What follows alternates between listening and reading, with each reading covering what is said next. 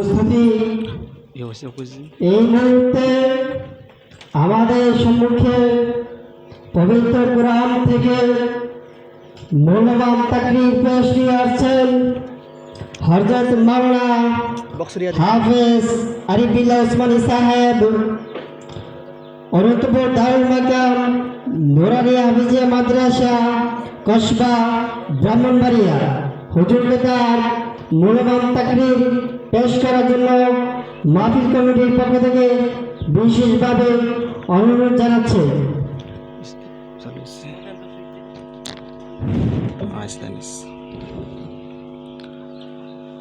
আসসালামু আলাইকুম ওয়া রাহমাতুল্লাহি ওয়া বারাকাতুহু।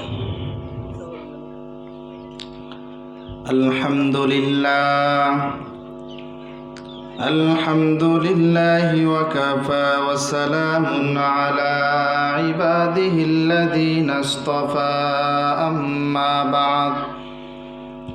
أما بعد فأعوذ بالله من الشيطان الرجيم. بسم الله الرحمن الرحيم.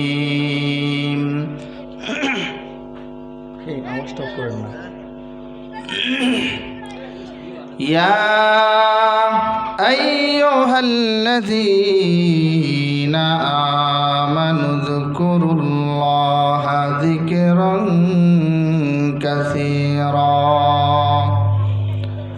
وسبحوه بكرة وأصيلا. وقال رسول الله صلى الله عليه وسلم قال إن الله سيارة من الملائكة حلق الذكر أو كما قال النبي عليه الصلاة والسلام. إن الله وملائكته يصلون على النبي يا أيها الذين آمنوا صلوا عليه وسلموا تسليما. সকলে পড়ে আল্লাহুম্মা সাল্লি আলা সাইয়্যিদিনা মাওলানা মুহাম্মদ ওয়া আলা আলি সাইয়্যিদিনা মাওলানা মুহাম্মদ. পাখি যদি হতাম আমি উড়ে যেতাম মদিনা, ওই মদিনা ঘুরে ঘুরে সালাম আমি জানাতাম. আল্লাহুম্মা সাল্লি আলা সাইয়্যিদিনা মাওলানা মুহাম্মদ ওয়া আলা আলি সাইয়্যিদিনা মাওলানা মুহাম্মদ. লা ইলাহা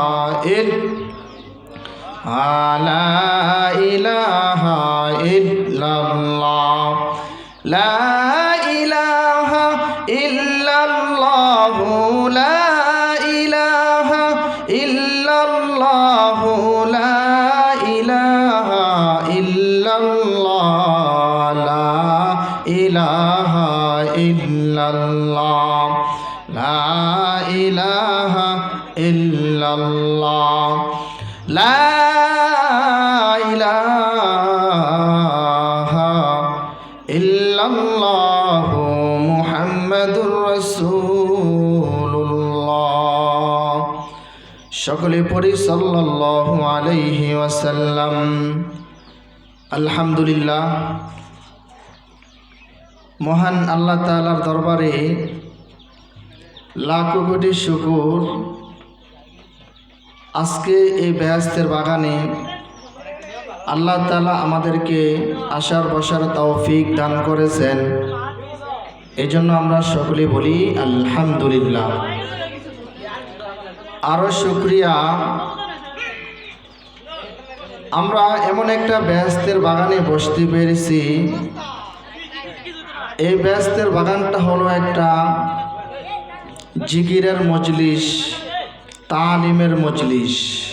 আমি যে চেয়ারে বসেছি এই চেয়ারটা খুব একটা দামি চেয়ার। এই চেয়ারে সাধারণ কোনো মানুষ বসতে পারে না। এই চেয়ারে বসেছেন বড় বড় আল্লাহর ওলিরা, বড় বড় আলেম উলামারা,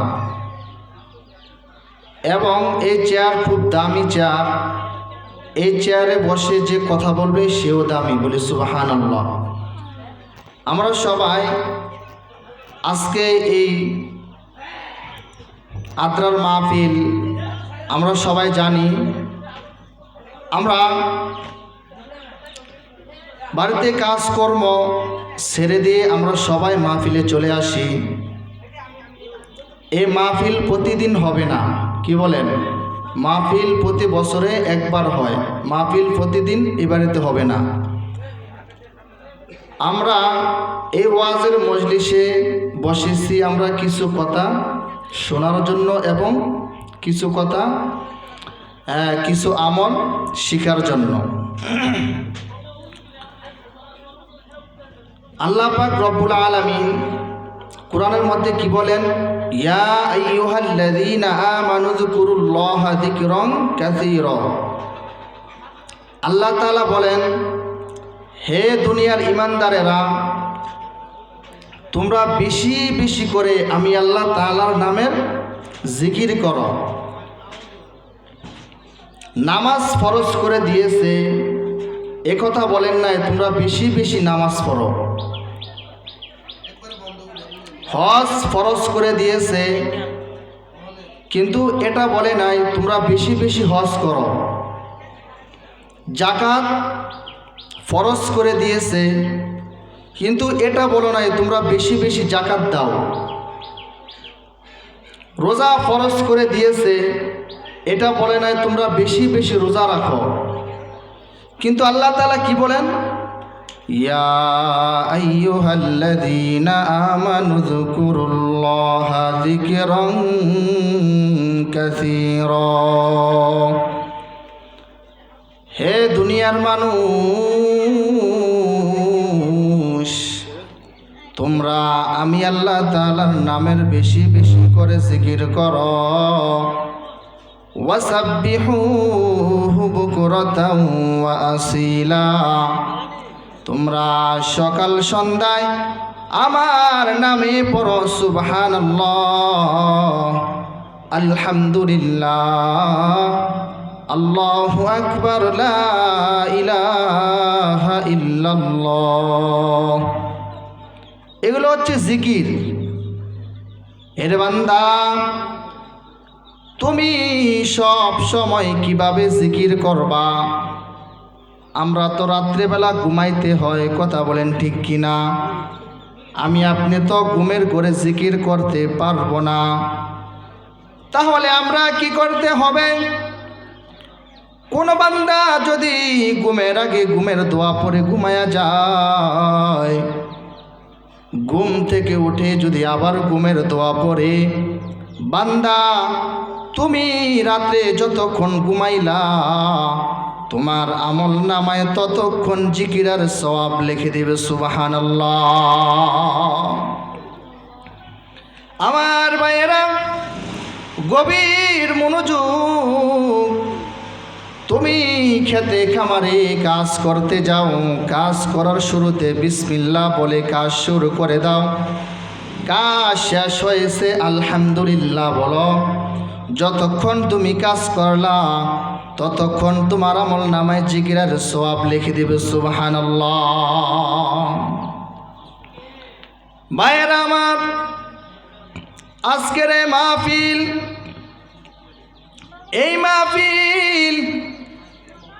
আজকে এই বেহেশতের বাগানে আমরা বসতে পেরেছি।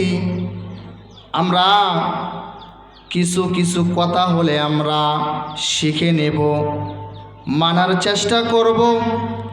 আলেমরা কি ওয়াজ করে আমরা গভীর মনোযোগ দিয়া শুনবো, কি বলে তা মন দিয়া শুনবো। আমরা পুরা মাহফিল থেকে যদি আমরা একটা আমল শিখতে পারি, এই একটা আমল শিখার কারণে আজকের মাহফিল আল্লাহর দরবারে কবুল হয়ে যাবে।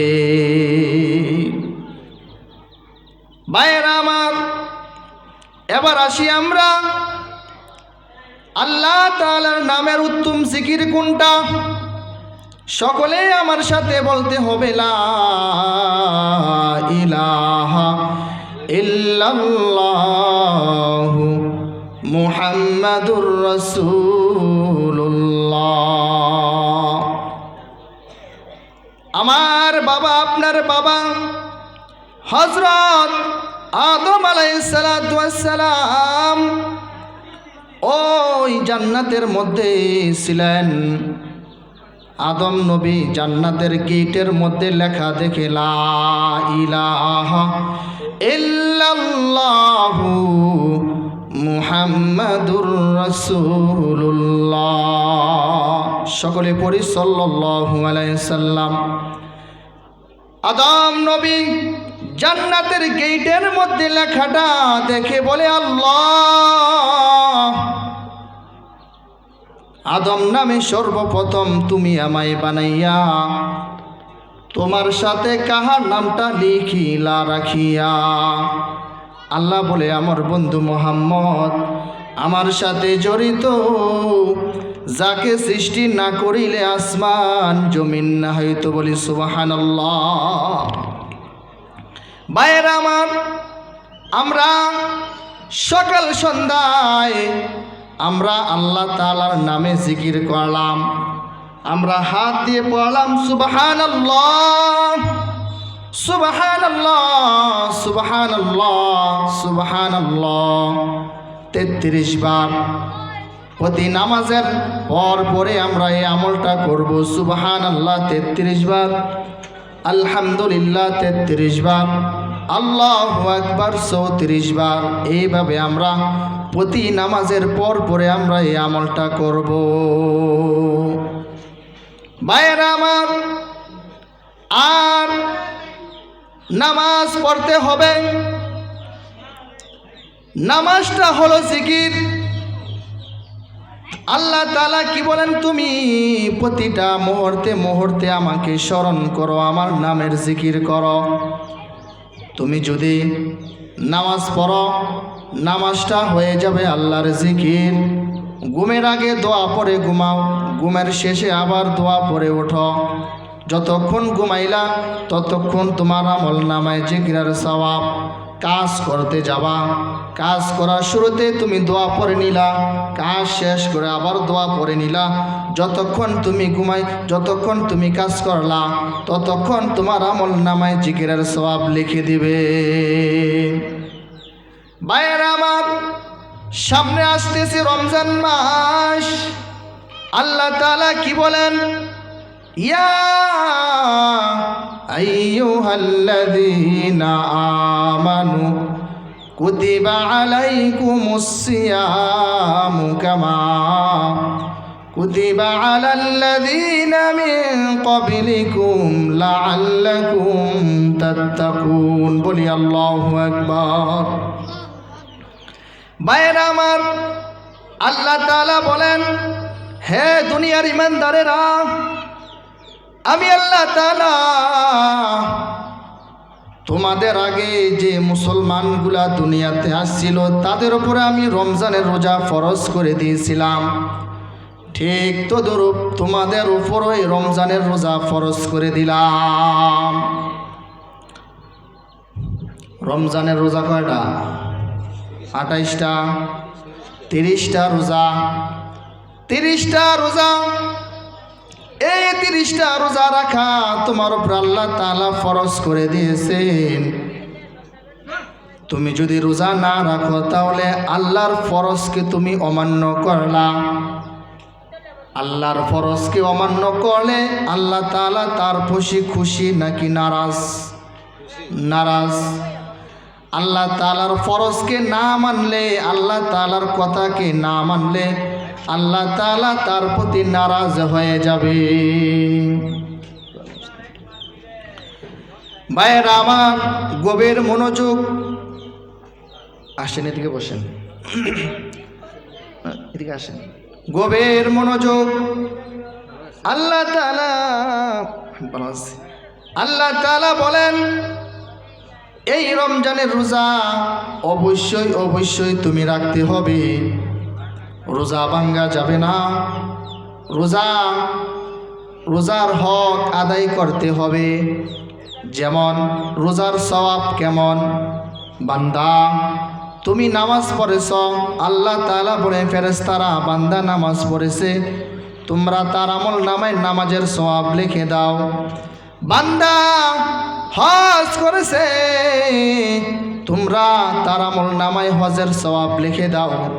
বান্দা জিকির করেছে, তার আমল নামায় তোমরা জিকিরের সওয়াব লিখে দাও। বান্দা জাকাত দিয়েছে, তার আমল নামায় তোমরা জাকাতের সওয়াব লিখে দাও। কিন্তু বান্দা যে নামাজ পড়েছে, তোমরা তার আমল নামায় নামাজের সওয়াব দিয়ে দাও। আমার বান্দা যে রোজা রেখেছে, রোজার সওয়াব বান্দার আমল নামায় দিও না, রোজার সওয়াব বান্দার আমল নামায় দিও না।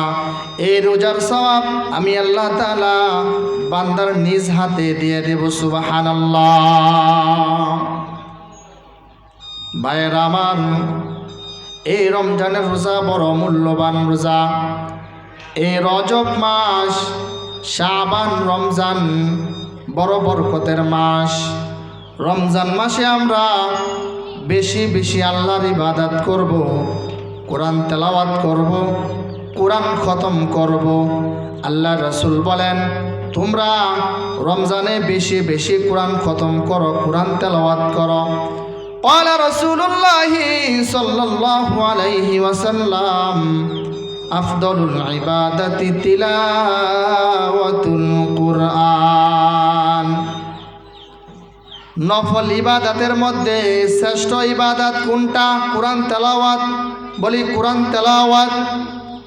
তুমি রমজান মাসে একটা অক্ষর পড়লা, আলিফ লাম মিম পড়লা, একটা অক্ষর পড়লা, তোমার আমল নামায় 10 নেকি লিখে দিবে। সুবহানাল্লাহ। 2টা অক্ষর পড়লা, তোমার আমল নামায় 20 নেকির সওয়াব লিখে দিবে। 3টা অক্ষর পড়লা, তোমার আমল নামায় 30 নেকির সওয়াব লিখে দিবে। তাহলে রমজান মাসে আমরা বেশি বেশি কোরআন খতম করব। ভাইয়েরা আমার, শুধু এখানে কি শেষ?